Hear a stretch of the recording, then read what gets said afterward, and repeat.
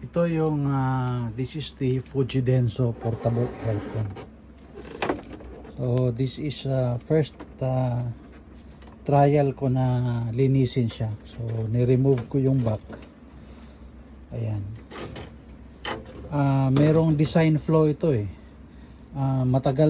Mahirap tanggalin yung back niya, itong back na to. Kasi ewan ko parang nababasag yung lock niya sa likod.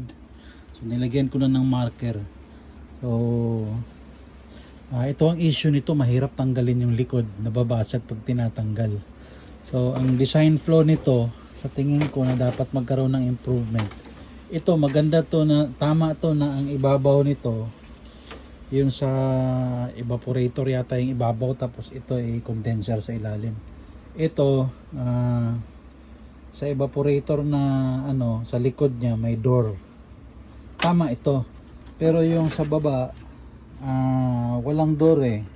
Kaya kailangan baklasin mo yung likod. So design flaw ito, kailangan may door ito sa ilalim na to. Which is suggestion ko, talagang kailangan tong i-grinder mo to, putulin mo to siya para maging open na siya, para madaling linisin yung likod. Hindi mo natatanggalin yung babaklasin yung back cover niya. Pwede mo na siyang isprayan diretso ng ganun ng yung aircon sprayer.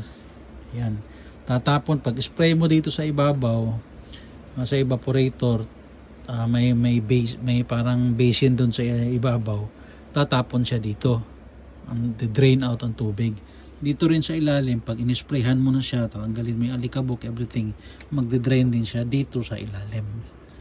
So again, design flaw ito, yung ng Fujidenso, na dapat nilang ayusin. Dapat may door sa iba, dapat may door dito sa baba. So ang diskarte nito, puputulin talaga yan, lalagyan mo ng screen yan.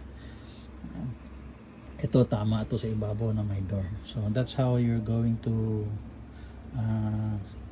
clean it up. Salamat.